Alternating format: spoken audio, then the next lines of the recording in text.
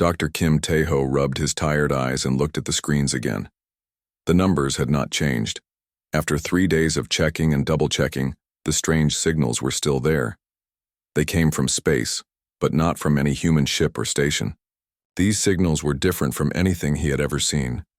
The Seoul Deep Space Communications Array stretched deep underground, its massive dishes hidden beneath the mountains of Korea. Tae-ho had worked here for 15 years, listening to the empty cosmos. Every day he hoped to hear something new. Every day he heard only silence. Until now. "Show me the pattern again," Tae-ho said to his assistant, young Soo-min. She was fresh from university, full of energy and hope. Tae-ho remembered feeling that way once, before years of listening to nothing had worn him down. Soo-min pulled up the data on the main screen. Lines of light danced across the display, showing radio waves that came from deep space. But these were not random cosmic noise. They had structure, rhythm, purpose. "The signals repeat every 47 hours and 13 minutes, Soo-min said. Her voice shook with excitement. "They come from 12 different star systems, all at the same time. That's impossible unless they're connected somehow," Tae-ho finished. He had been thinking the same thing for days, but saying it out loud made it feel real and terrifying. For over 200 years, humans had searched for signs of life beyond Earth. They had built bigger telescopes, stronger computers, and more sensitive equipment. They had sent messages into space and waited for answers that never came. The galaxy seemed empty and cold, full of dead rocks spinning around distant stars. But now, something was out there. Something that could send signals across impossible distances with perfect timing. Tae-ho walked to the window that looked out over the control room. Below him, 30 technicians worked at their stations, monitoring different parts of the galaxy. Most of them did not know about the strange signals yet. Tae-ho wanted to be sure before he told anyone else. "Have you found any pattern in the signals themselves?" he asked. Soo-min shook her head. "They look like random noise, but they can't be random. The timing is too perfect. And look at this." She touched the screen, and new data appeared. "The signals use quantum frequencies that shouldn't exist in nature. Someone is making these signals with technology we don't understand." Tae-ho felt his heart beat faster.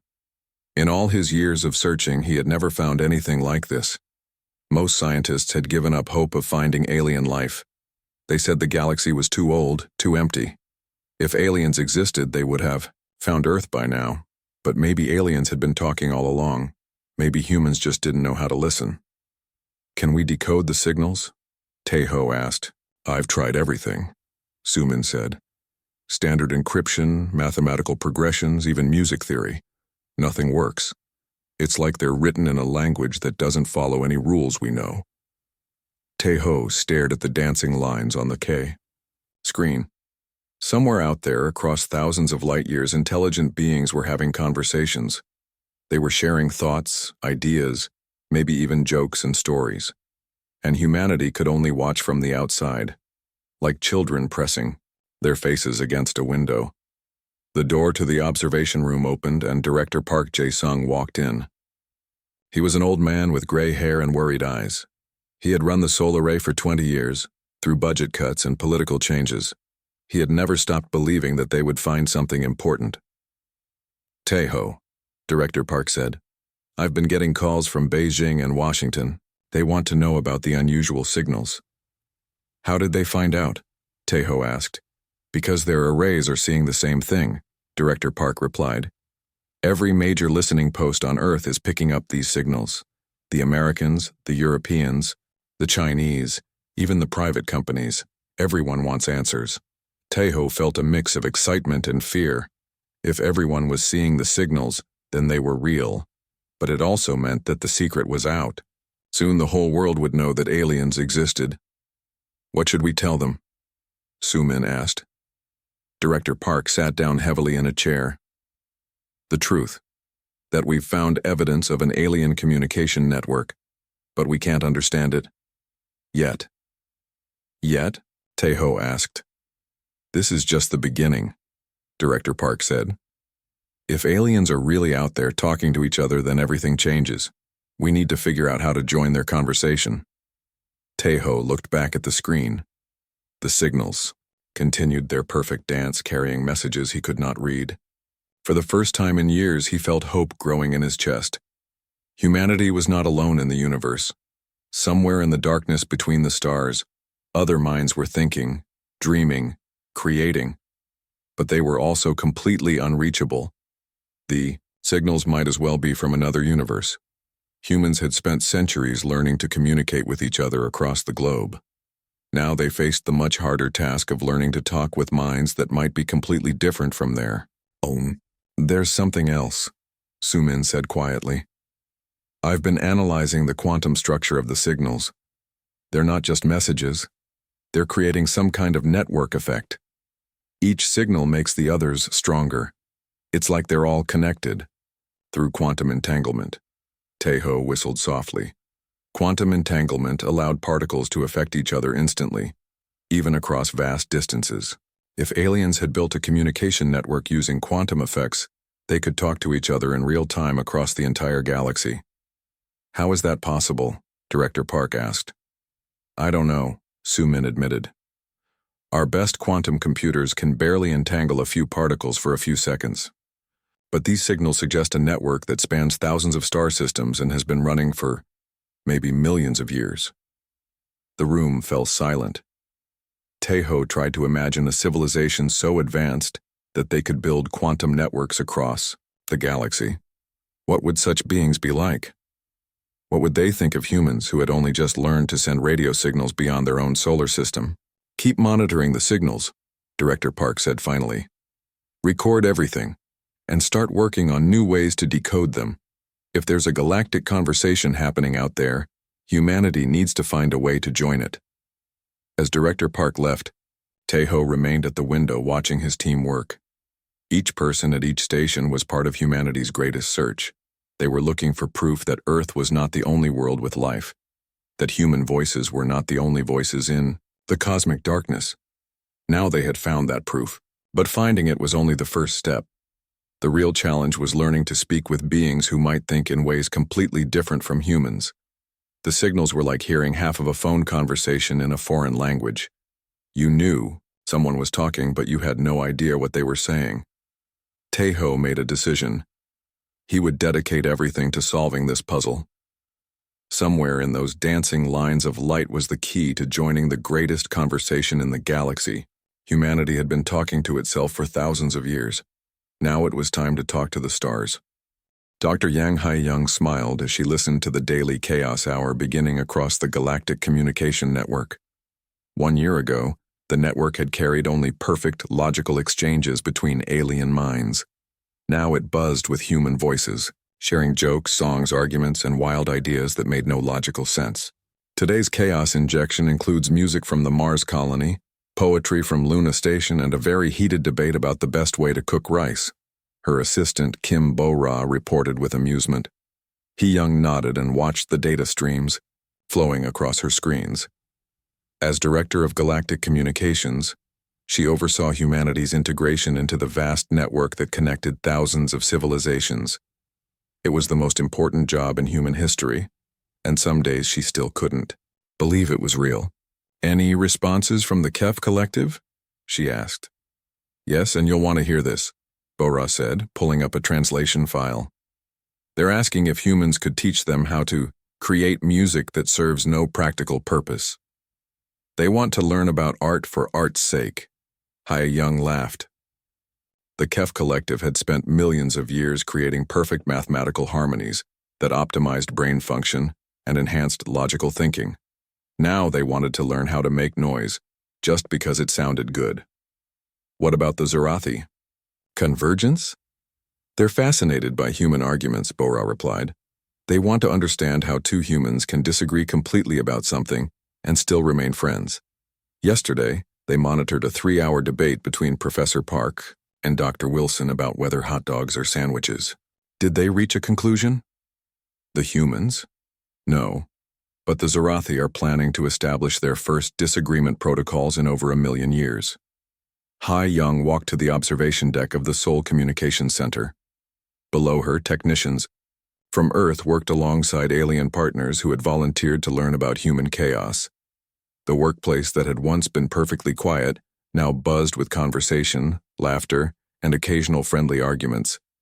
It had taken months to work out the practical details of the galactic partnership. Humans needed extensive technological augmentation to survive in alien environments, while aliens needed to learn how to function in the unpredictable chaos that humans created wherever they went. Director Yang called Jin Woo from his workstation. He had recovered from his quantum network exposure and now served as the primary human-alien interface engineer. We're getting some interesting data from the Outer Rim colonies. Haya Young joined him at his console. The screens showed communication, patterns from human settlements that had been established throughout the galaxy using alien technology. In just 1 year, humans had spread to over 100 worlds, bringing their chaos with them. "Look at this," Jinwoo said, pointing to a complex data visualization. "The colony on Kepler 442b has started what they call improvement festivals. They take alien technology that works perfectly and modify it to work differently, just to see what happens. Any successful modifications?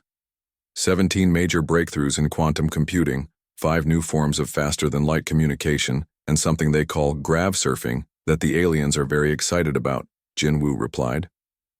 "Oh, and they accidentally created a new type of music that exists only in zero gravity." Ha-Young shook her head in amazement. Humans had been given access to technology that was millions of years ahead of Earth's development, and their first instinct was to start tinkering with it to make it more interesting. Any problems? Nothing serious. The colonists on Proxima 7 got into an argument with their alien neighbors about the proper way to organize a library. It lasted 6 weeks and resulted in a completely new classification system that both species love. "Alert," announced the communication system. "Priority message from the Galactic Council." Ha-Young accepted the transmission, and the image of Prime Consciousness appeared on the main screen. The ancient being seemed different somehow, less perfectly composed than it had been during their first meeting. "Director Yang," Prime Consciousness said, "we need to discuss an unprecedented situation." "What's wrong?" Ha-Young asked. "Nothing is wrong. Everything is chaotic, in the best possible way." The alien leader seemed to search for words. "For the first time in our recorded history, the Galactic Council has experienced what you call disagreement. 3 members voted differently on a proposal about resource allocation. Not because of logic errors, but because they had developed what you might call opinions." Ha-Young tried not to smile. "And how do you feel about that?" "Confused, excited, uncertain about what comes next." Prime Consciousness paused. "We believe this is what you call alive. It gets easier with practice," Ha-Young assured the alien leader. "We hope so. But there is more. The Nexus integration has begun creating what they call art installations in their quantum processing centers. The installations serve no computational purpose and actually reduce efficiency by 0.3%. "But they're beautiful," Ha-Young guessed. "Incomprehensibly so," Prime Consciousness admitted. "We do not understand why beauty matters, but it clearly does." After the transmission ended, Ha-Young returned to watching the communication streams. Across the galaxy, ancient civilizations were rediscovering wonder. Species that had solved every problem were learning to create new problems just for the joy of solving them again differently. "Director," Bora called out excitedly, "you need to hear this. A child from the New Soul colony just asked the Nexus integration a question that crashed their entire philosophical framework." "What did she ask?" "Why do computers never laugh at their own jokes?" Ha-Young burst out laughing. The Nexus integration was a collective artificial intelligence that had been running galactic infrastructure for millions of years.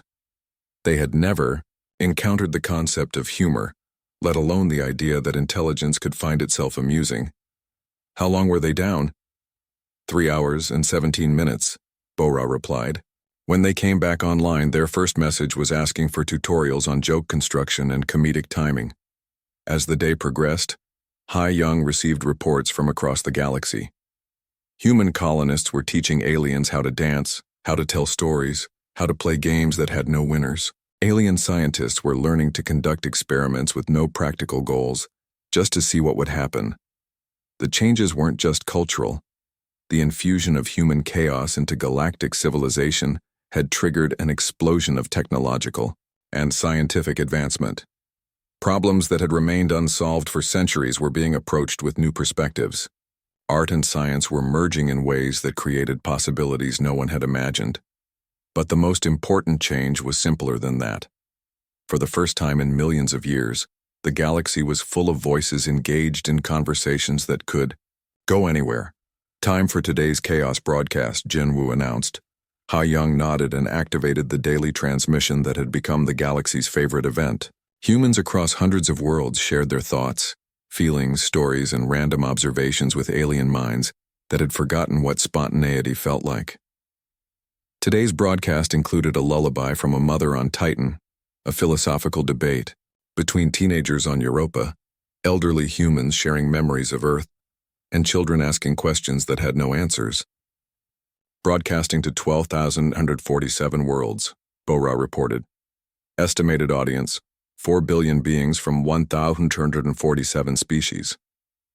As Ha-Young listened to human voices carrying across the galaxy, she thought about how far they had come.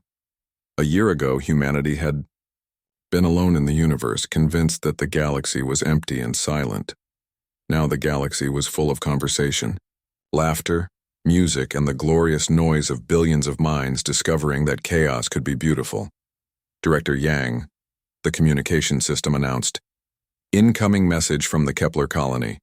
Priority, low. Classification, silly. Put it through," Ha-Young said. A young voice came over the speakers. "Hello, Galaxy. This is Park Min-jun from Kepler 442b. I just wanted everyone to know that my pet dog learned how to use alien translation technology, and now he won't stop asking philosophical questions about squirrels. Yesterday he asked the local Zarathi representative why squirrels don't just ask trees for nuts instead of stealing them. The poor alien has been thinking about it for 6 hours." Across the communication center, humans and aliens alike began laughing. The sound echoed through the network, reaching worlds scattered across the galaxy, where beings who had forgotten how to be surprised found themselves delighted by the simple chaos of a confused dog. And in that moment, Ha-Young knew that humanity had given the galaxy something more precious than technology or knowledge. They had given it the ability to wonder again. The galaxy was awake, and it spoke with a human voice. Park Jin-woo stared at the quantum computer screen until his eyes burned. 6 months had passed since Dr. Kim's team first discovered the alien signals. 6 months of sleepless nights, failed experiments, and growing frustration. The signals kept coming with perfect timing, but they remained as mysterious as ever. Jin-woo was the best quantum engineer in Korea, maybe in the world. He had built machines that could calculate problems in seconds that would take regular computers thousands of years. But these alien signals made him feel like a child trying to understand advanced mathematics. "Still nothing?" asked his lab partner, Lee Da-yoon. She brought him coffee and sat down beside his workstation. The Solar Arrays quantum lab buzzed with activity even at 3 in the morning. Scientists from around the world had joined the effort to decode the signals. "Worse than nothing," Jinwoo said, rubbing his forehead. "Every time I think I'm getting close, the signals change just enough to break my decode attempts. It's like they know we're trying to listen." Da-yoon frowned. "Maybe they do know. Maybe the network has some kind of security system." Jinwoo had thought about that possibility many times. The alien network seemed to respond to human attempts to access it, strengthening its encryption whenever Earth's computers got too close to a breakthrough. It was frustrating and amazing at the same time. "Show me the latest brain scan data," Jinwoo said. Da-yoon pulled up files on her tablet. For the past month, they had been scanning the brains of volunteers while exposing them to the alien signals. The results were strange. Human brain activity increased when the signals were present, even though people couldn't consciously hear anything. "Look at this," Da-yoon said, pointing to colorful brain images. "When Dr. Kim listens to the signals, his emotional centers light up like fireworks. Same with the other linguists. But when we tested the AI translation systems, Nothing happened. Jin Woo studied the brain scans. Human minds were messy, chaotic things full of emotions, memories, and random thoughts. Computer minds were clean and logical, following clear rules and patterns. He had always thought that made computers better for solving complex problems. But maybe he was wrong. What if the aliens communicate differently than we think? Jin Woo said slowly. What if their network requires biological neural patterns, not digital ones? That doesn't make sense, Dayun said. Biological brains are inefficient. They make mistakes, get distracted, feel emotions. Any advanced civilization would use artificial intelligence for communication. Jin Woo stood up and walked to the window. Outside, the mountains of Korea stretched into the darkness. Somewhere beyond those mountains, beyond Earth's atmosphere, beyond the solar system, alien minds were connected in a vast network of thought. Unless they're not like us, Jin Woo said. What if these aliens value the messy, inefficient parts of biological minds? What if emotions and random thoughts are features, not bugs? The idea felt crazy, but Jin Woo couldn't shake it. He had spent his career trying to make computers think more like humans. What if the real breakthrough was learning to make human thoughts work with alien technology? I want to try something, Jin Woo said. Something dangerous. Dayun looked worried. How dangerous? I want to connect a human brain directly to the quantum communication array. Not just listening to the signals, but actually trying to send thoughts into the alien network. That could kill someone, Dayun said. The quantum fields alone could scramble brain cells. Not if we're careful, Jin Woo said. Small exposure, heavy shielding, medical monitors. If I'm right about how the alien network works, we need biological neural patterns to break their encryption. Dayun was quiet for a long time. Finally, she asked, who would volunteer for something like that? Jin Woo smiled grimly. Me. It took 2 weeks to prepare. Jin Woo designed new quantum interfaces that could translate brain activity into quantum signals. Dr. Kim's team provided the latest data on the alien communication patterns. The medical staff prepared emergency procedures in case something went wrong. The whole project was secret. If the government knew what they were planning, they would shut it down immediately. The risk was too great, the chance of success too small, but Jin Woo believed it was their only hope. After 6 months of failure, humanity needed to try something completely different. Are you sure about this? Dr. Kim asked as Jin Woo prepared for the test. We don't know what will happen when you connect to their network. We don't know what will happen if we don't try, Jin Woo replied. He lay down on the medical table surrounded by quantum computers and monitoring equipment. Wires connected his brain to machines that hummed with barely controlled energy. Start with minimal connection, Dr. Kim said to the technicians. First sign of trouble, cut the link immediately. Jin Woo closed his eyes and felt the quantum field begin to build around him. At first, nothing happened. Then slowly, he began to sense something vast and distant. It was like standing at the edge of an ocean and feeling the pull of deep currents. I can feel something, Jin Woo whispered. There's a pattern in the quantum field. It's not random noise, it's structured, organized, like a language. Brain activity is off the charts, reported the medical technician. But vital signs are stable. Jin Woo pushed deeper into the quantum connection. The sensation grew stronger, like tuning a radio to find a distant station. And then suddenly he heard it. Voices. Not human voices, but something that his brain interpreted as communication. Thousands of voices, maybe millions, all talking at once in a vast network of thought. The voices were calm, logical, precise. They shared information, made decisions, solved problems with perfect efficiency. I can hear them, Jin Woo said, his voice filled with wonder. They're talking, all of them, connected in real time across the galaxy. What are they saying? Dr. Kim asked. Jin Woo tried to understand the alien thoughts, but they moved too fast and followed patterns his human mind couldn't grasp. The aliens seemed to think in pure mathematics and logic, without the emotions and random associations that filled human thoughts. I can't understand them, Jin Woo said. But I think I know why they can't hear us. Their network is designed for minds that think in perfect order. Human brains are too chaotic, too emotional. We don't fit their communication protocols. Can You send a message? Dayun asked. Jinwoo gathered his courage and tried to push a simple thought into the alien network. He imagined the Korean word for hello and sent it into the quantum field.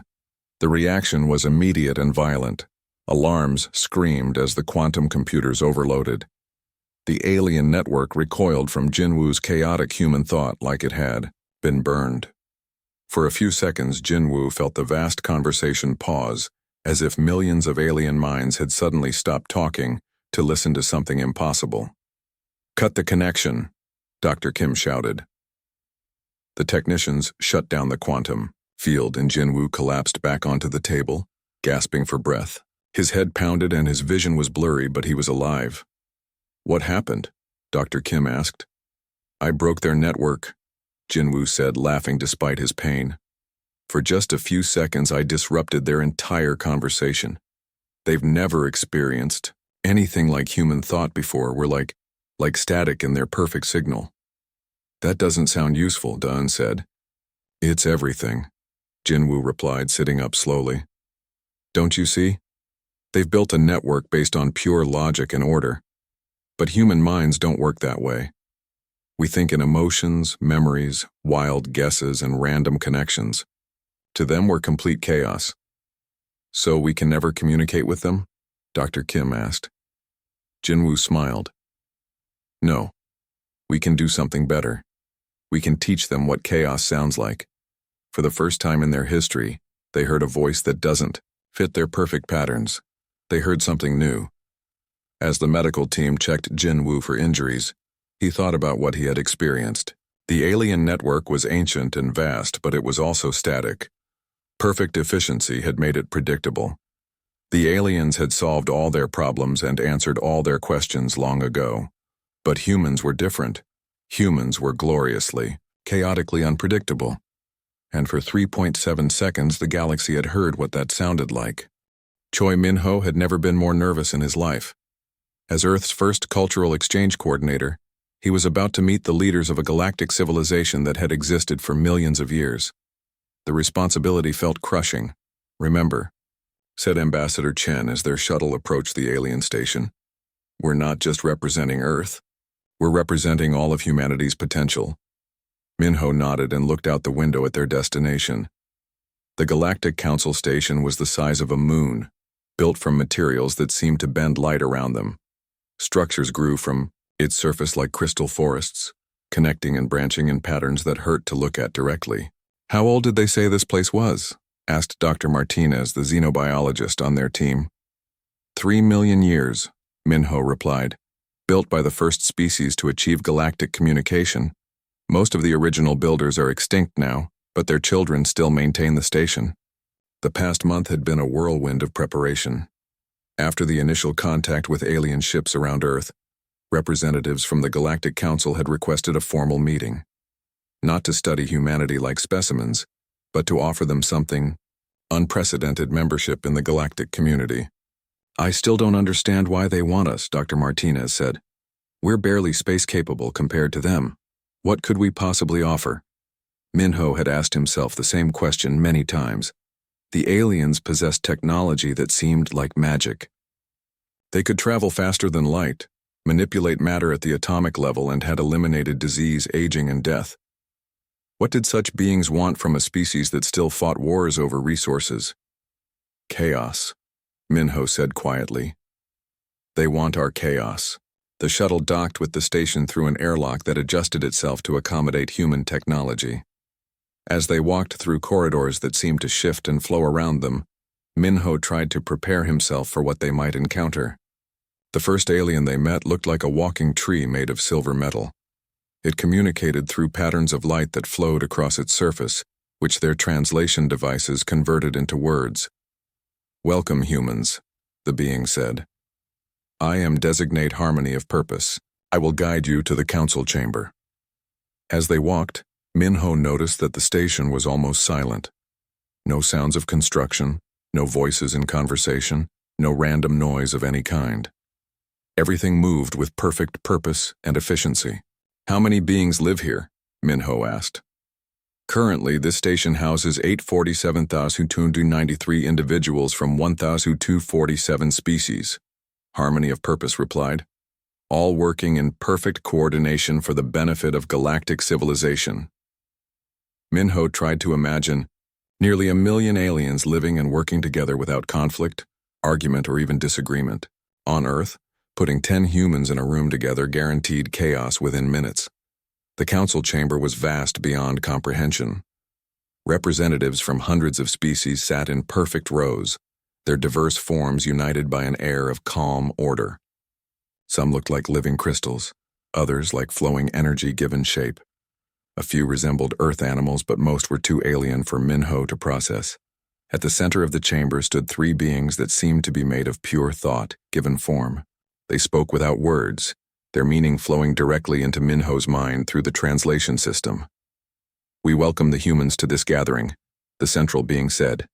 I am Prime Consciousness of the Kef Collective. We represent the mathematical foundation of galactic civilization. I am Node Prime of the Zorathi Convergence, said the second being. We represent the biological perfection achieved through collective harmony. I am Process Central of the Nexus Integration, said the third. We represent the technological advancement that maintains galactic peace. Minho felt small and primitive standing before these ancient intelligences, but he remembered his training and stepped forward. I am Choi Minho, representing humanity and Earth, he said. We are honored by your invitation, but we don't understand why you want us in your community. The 3 beings exchanged thoughts too quickly for the translation system to follow. Finally, Prime Consciousness spoke. For 2.7 million years, our civilization has achieved perfect stability. No wars, no famines, no uncontrolled diseases. We have solved every problem, answered every question, eliminated every source of chaos and uncertainty. That sounds wonderful, Dr. Martinez said. It is efficient, Node Prime replied. But efficiency is not growth. For 1 million years, no new ideas have emerged in our civilization, no new art, no new philosophies, no new ways of thinking. We have achieved perfection, and perfection is stagnation. Minho began to understand. You want us because we're not perfect. More than that, Process Central said. You possess something we lost long ago, the ability to think thoughts that have never been thought before. When your engineer connected to our network, he introduced chaos into a system that had been static for eons. For 3.7 seconds, unpredictable thoughts flowed through our perfect order. And in those 3.7 seconds, Prime Consciousness added, our network generated more new ideas than it had in the previous century. The council chamber filled with sounds that Minho realized were alien expressions of agreement. Hundreds of species that had achieved perfect order were excited by the possibility of learning chaos. What exactly are you proposing? Ambassador Chen asked. The 3 leaders projected images into the air above the chamber. Minho saw star maps, technology blueprints, and cultural exchange programs on a scale he could barely comprehend. Full membership in galactic civilization, Prime Consciousness explained. Access to our technology, our knowledge, our resources. Faster than light travel, quantum communication networks, unlimited energy, perfect health and longevity for your entire species. Minho felt dizzy. They were offering humanity everything it had ever dreamed of and more. What do you want in return? He asked. Partnership, Node Prime said. We will provide the tools and knowledge. You will provide the chaos, the unpredictability, the wild creativity that we have lost. Together, we can restart the evolution of galactic civilization. You want us to be professional troublemakers, Dr. Martinez said. We want you to be human, Process Central replied. To think impossible thoughts, ask questions that have no answers, create art that serves no logical purpose. To inject randomness into our perfect systems and see what grows from the combination.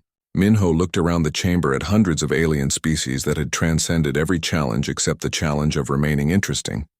They had conquered death and disease and war, but they had lost the ability to surprise themselves.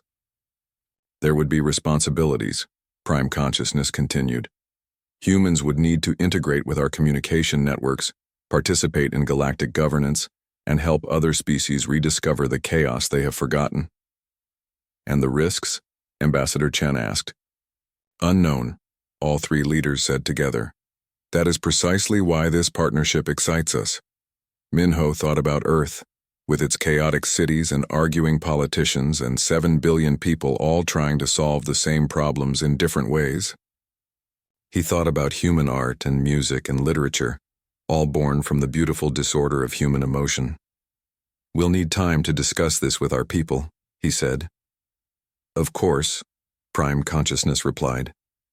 But know that this offer represents something unprecedented in galactic history. For the first time in millions of years, we are choosing to embrace uncertainty. As the human delegation was escorted to quarters that adjusted themselves to accommodate human needs, Minho marveled at the situation. Humanity had spent centuries trying to achieve the kind of perfection these aliens had mastered. Now those same aliens were asking humans to teach them how to be imperfect again. Do you think they really understand what they're asking for? Dr. Martinez asked. Minho smiled. I don't think they have any idea, and I think that's exactly what they're hoping for. Outside their windows, the galactic station continued its perfect, silent operation. But Minho could imagine what it might sound like with humans aboard. Arguments in the corridors, laughter echoing through the chambers, music drifting from rooms where humans gathered to create something new. The galaxy was about to rediscover what chaos sounded like, and it would speak with a human voice. Li Sujin had been preparing for first contact her entire career. She had studied every alien encounter story, every diplomatic protocol, every possible scenario. But nothing had prepared her for this. How many ships? She asked, staring at the displays in the Seoul Defense Center. The screen showed space around Earth filled with objects that had not been there 12 hours ago.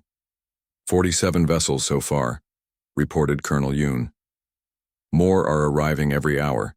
They're positioning themselves at the edge of every human colony. System. Not attacking, just watching. Sujin felt her heart racing. 3 days had passed since Jin Woo's breakthrough with the alien communication network. 3 days since humanity had accidentally announced its presence to the galaxy by disrupting the most advanced communication system ever built. The alien response had been swift and overwhelming. They're not like anything we expected, said Dr. Kim, who had joined the emergency meeting. Look at the ship designs. Sujin studied the images captured by Earth's telescopes. The alien vessels were beautiful in their strangeness. Some looked like living crystals that grew in impossible geometric patterns. Others resembled flowing metal sculptures that changed shape as they moved. A few appeared to be pure energy held, together by fields that human science could barely detect. How many different species are we dealing with? Sujin asked. At least 12 distinct ship designs, Dr. Kim replied. Maybe more. It looks like representatives from multiple civilizations decided to come see what we are. All because Jinwoo said hello in Korean? More than that, Dr. Kim said. According to our analysis, Jinwoo's neural pattern disrupted communication across the entire galactic network for several minutes. Every alien connected to the system felt it happen. For them, it must have been like hearing sound for the first time. Sujin walked to the window and looked up at the sky. Somewhere above the atmosphere, beings from across the galaxy were studying Earth. She wondered what they thought of humanity's chaotic cities, its polluted oceans, its 7 billion people all talking at once. Have they tried to communicate? She asked. They're trying, said Major Park, the military liaison. But they don't seem to understand our communication methods. They keep sending signals that overwhelm our equipment. It's like they've never had to adjust for primitive technology. Before, Sujin nodded. If the aliens had perfect quantum communication across the galaxy, they probably hadn't dealt with simple radio waves in millions of years. Trying to talk to humans might be like trying to communicate with cave dwellers using advanced computers. What? About Jinwoo? Sujin asked. Can he connect to their network again? Dr. Kim shook his head. He's still recovering. The quantum exposure damaged his neural pathways. It will be weeks before he can safely try again, if ever. Then we need another approach, Sujin said. If the aliens came here because they're curious about us, then we need to show them who we are. How do we do that? Colonel Yoon asked. Sujin thought about her training in cultural exchange. The key to communication was finding common ground, shared experiences that could bridge differences. But what did humans have in common with beings that could build networks across the galaxy? We need to think about this differently, Sujin said. They came here because Jinwoo's chaotic human thoughts disrupted their perfect system. That suggests they found it interesting, not threatening. Maybe what they want to understand is human unpredictability. That doesn't help us talk to them, Major Park said. Maybe it does, Sujin replied. Instead of trying to send perfect logical messages, what if we send them examples of human chaos? Art, music, poetry, arguments, jokes, all the messy emotional things that make human communication different from their network. Dr. Kim looked skeptical. You want to broadcast Earth's culture at aliens who think in pure mathematics? Why not? Sujin said. They already know we're different. Let's show them exactly how different we are. It took 6 hours to organize. Sujin worked with teams from around the world to gather examples of human communication. Musicians uploaded songs in hundreds of languages. Artists sent paintings and sculptures. Writers contributed poems and stories. Children drew pictures of their families. The collection was completely chaotic. Love songs mixed with protest chants. Classical symphonies played alongside garage band recordings. Happy children's drawings sat next to angry political cartoons. It was everything that made human communication beautiful and messy and completely unpredictable. This is insane, Major, Park said as they prepared to broadcast. We're sending random noise to the most advanced civilizations in the galaxy. We're sending humanity, Sujin corrected, and humanity is random noise compared to their perfect order. The broadcast went out on every frequency Earth could generate. Radio waves, microwave signals, laser communications, even attempts to modulate quantum fields. Sujin didn't know if the aliens could receive any of it, but she hoped they would understand the effort. For 12 hours, nothing happened. The alien ships continued their silent watch, occasionally shifting position but never coming closer to Earth. Sujin began to worry that her plan had failed, that the aliens had decided humans were too primitive to bother with. Then the ships began to move. Are they leaving? Colonel Yoon asked, watching the displays. No, Dr. Kim said, studying the readings. They're getting closer, and they're doing something to their communication systems. Sujin felt her breath catch. On the screens, she could see the alien vessels rearranging themselves into new formations. Energy fields flickered between ships as they connected their systems in ways that human science couldn't understand. They're building something, Major Park said. Some kind of communication array. The alien ships worked with impossible precision.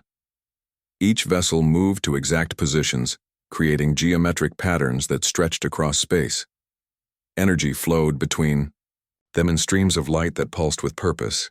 It's beautiful, Sujin whispered. It's working, Dr. Kim said excitedly. They're modifying their quantum network to interface with our primitive technology. They're building a bridge between their communication system and ours. As Sujin watched, words began to appear on the communication screens. Not human words, but patterns that her brain somehow interpreted as meaning.